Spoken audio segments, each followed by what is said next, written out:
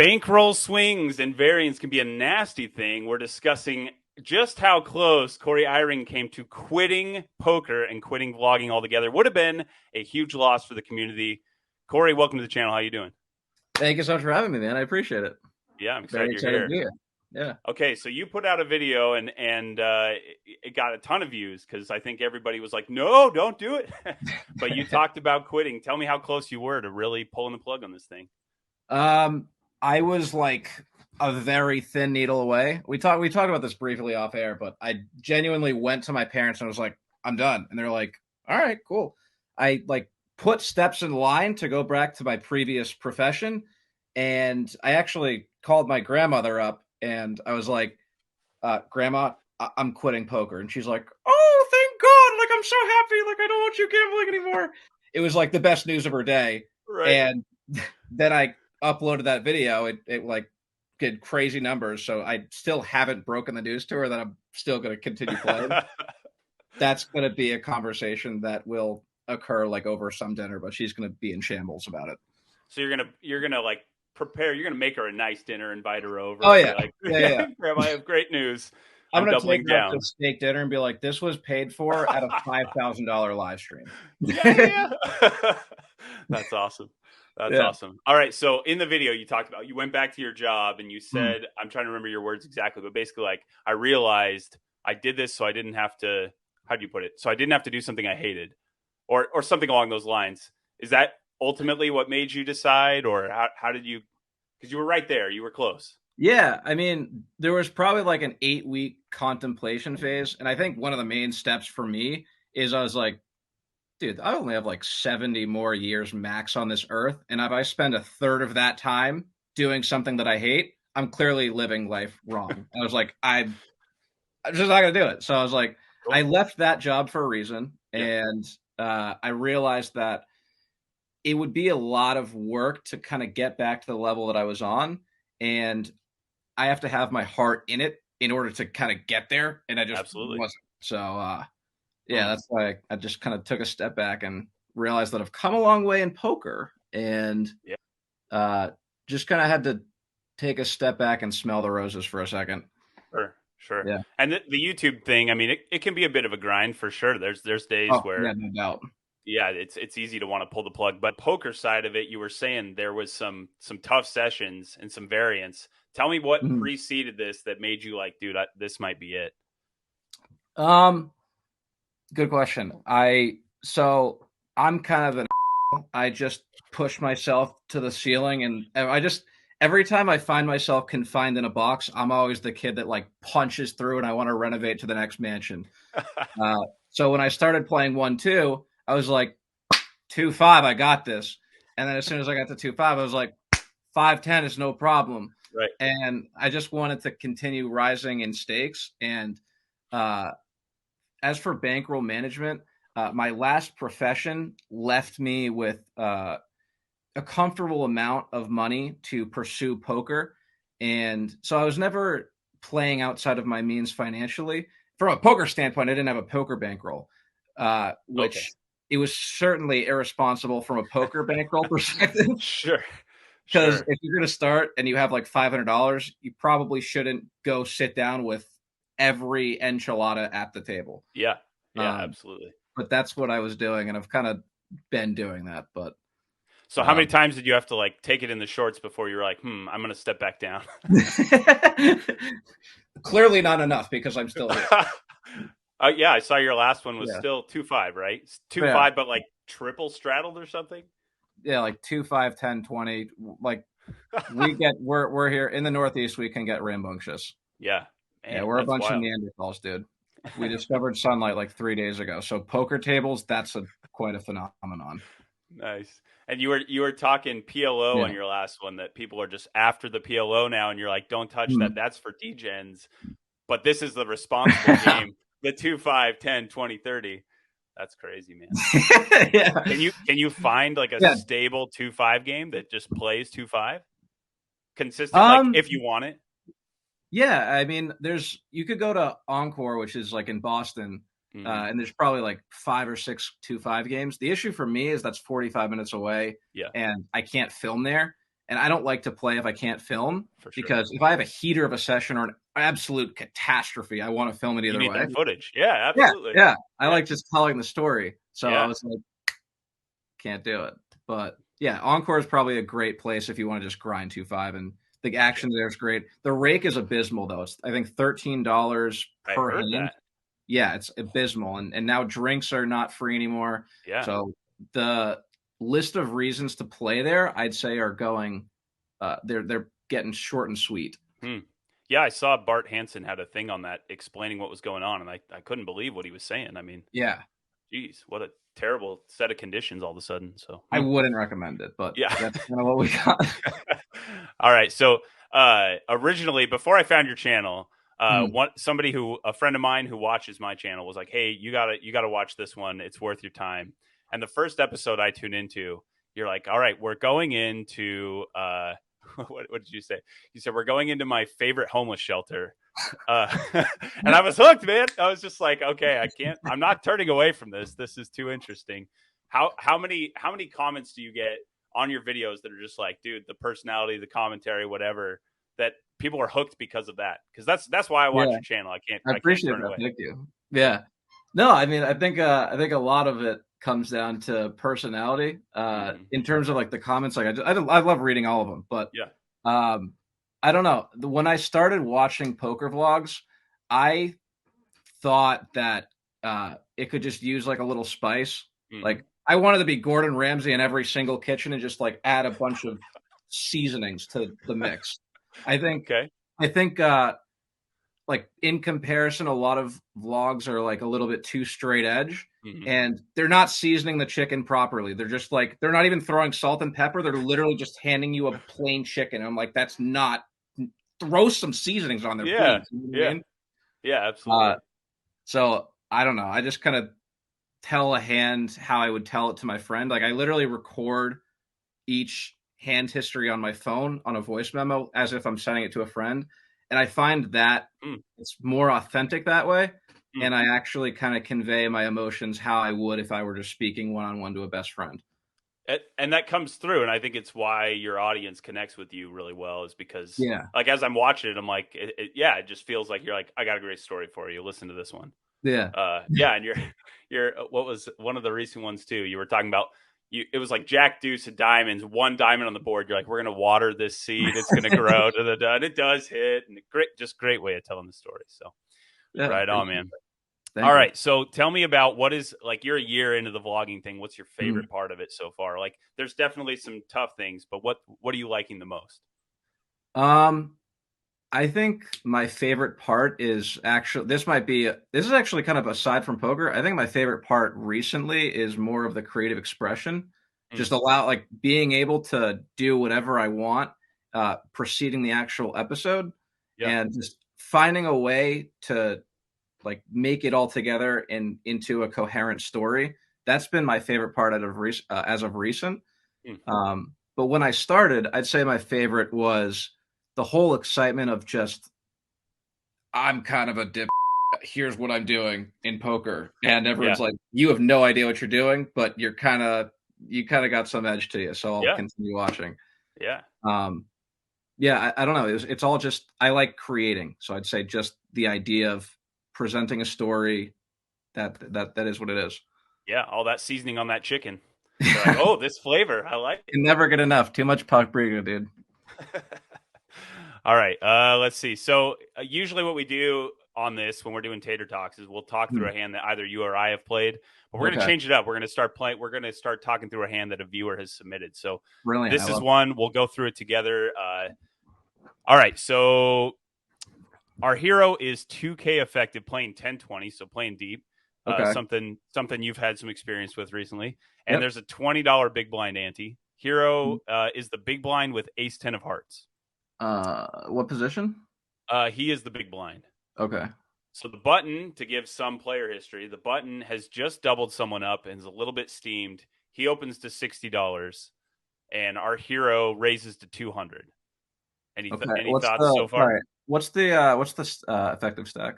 Like how deep? 2K. 2K. Probably go a little bigger, playing out of position, probably like 240. 250, somewhere in there. Yeah, I can see Especially that. with so much dead money, you could even make it like 300. I would just probably go a little bigger since you're going to play the whole hand out of position. Put the pressure on now and try to take Yeah, it yeah. down. Try to Yeah, take it down now. yeah, yeah. I Yeah. think that's fair.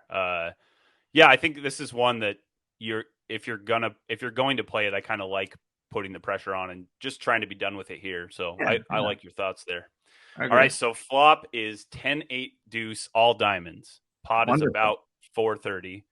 And what are you doing on this flop? I would probably just bet small. I think that's probably what the solver would prefer, especially not having a diamond, but we do have top pair. Could deny equity from overcards. Yeah, that's kind of my initial thought. Yeah, and I think we still have range advantage. So we have more of the nut flushes, we have more of the ace of diamonds combos, and so I think showing interest here is just fine. You can deny equity from worse and or sorry, from better. I mean, or sorry, hands that will improve to better is what I'm trying to say, because I'm stumbling through my words here. But yeah, I think I'm fine with a small bet. I think that makes a lot of sense. Our hero does check, and not a horrible thing if you're going to check, but I think now it kind of allows the button to polarize a little bit and put you in a more miserable spot, to your point. Sure. But either way, okay, so hero checks, button checks back. Okay. Turn is the ace of clubs, so we got top two. And wonderful. Now what are you doing?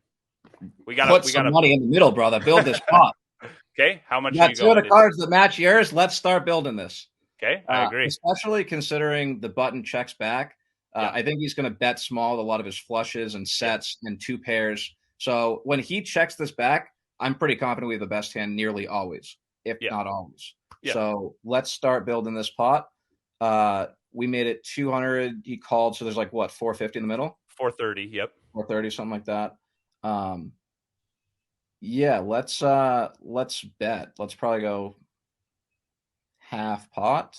Yeah, that's about what I would do as well. He goes 180, so just under, but yeah pretty close. So he bets 180, and the villain raises really small to $420. Okay. So the pot is now about $1,000. Okay. And we're still fairly deep. We still have quite a bit behind. Yeah, there's still some maneuverability. I think this could honestly, considering he checked back flop, I think he could do that with a lot of hands like ace jack, ace queen. And he's like, oh, I turned top pair. Let's try to get some value. So my immediate thought here is I still think we have the best hand, but I don't think it makes sense to jam all in because I don't think we're getting called by worse at that point. I agree with you. I still think we're going to get in some trouble. So I'd probably just proceed with a call here.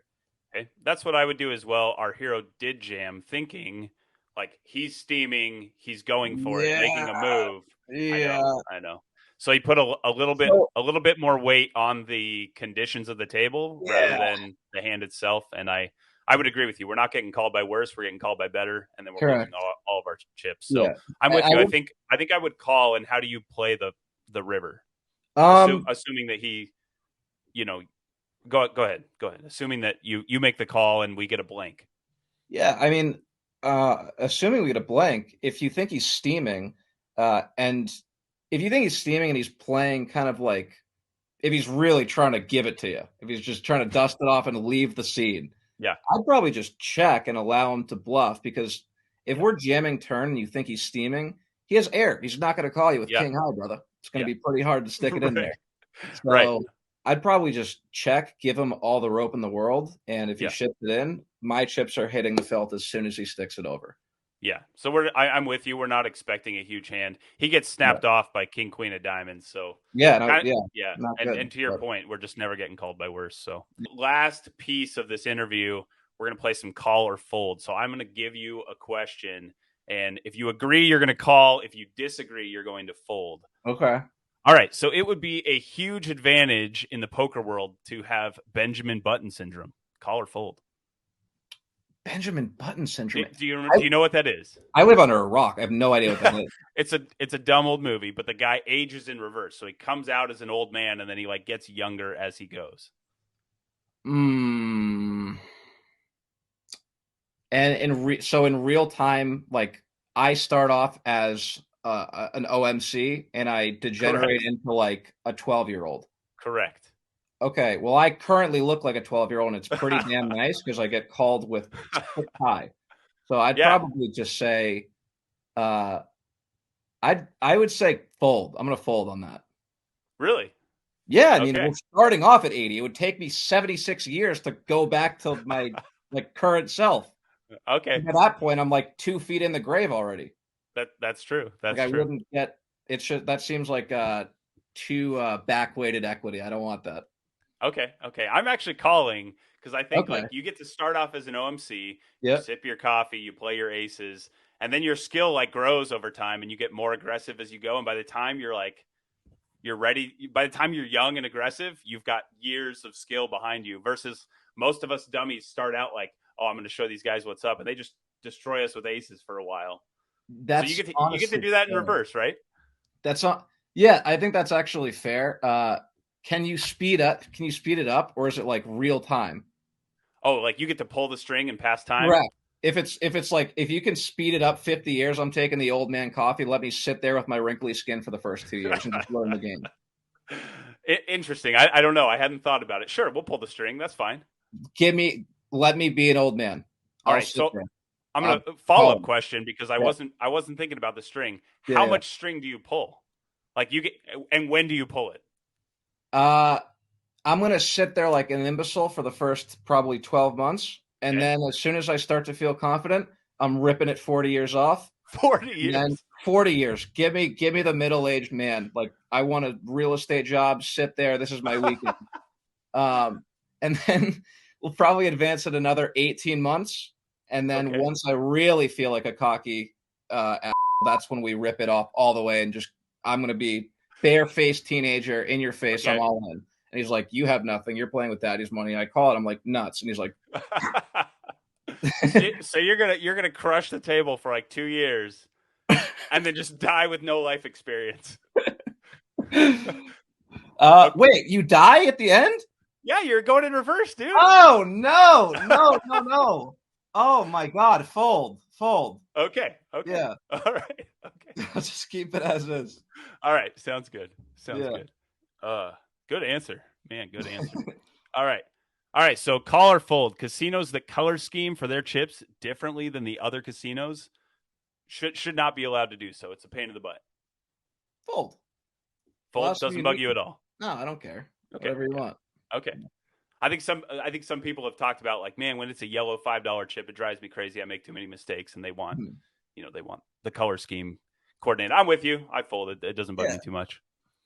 All right, so here's a good one for you. This period of time where everyone is making poker content on YouTube will be referred to as the second poker boom years from now. Call. Okay, I agree with you. And here's the follow up to that question. They will call it instead of like the Chris Moneymaker boom. Yeah. We're going to be calling it the Eyring boom years from now. Oh man. Call it. I'm all in. I'm all in. Right on. Okay.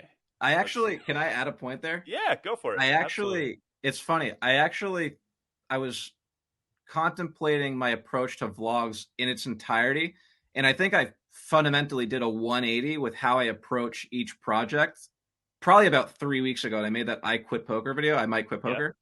Because I really didn't give a single horse meat about how it performed. I was actually like 1 foot out the door, see you later, and I was never coming back. Yeah. So I wanted to tell a story and give you the actual authentic feeling behind it. Yeah. And I realized that the title of that project was an engaging theme, whereas all of my previous projects lacked individuality, whereas they're all like so hyper focused, like they're hyper niche. They're all poker. Yeah. So it only attracts like this like fragment of viewers, whereas I Might Quit Poker is like a broader subject.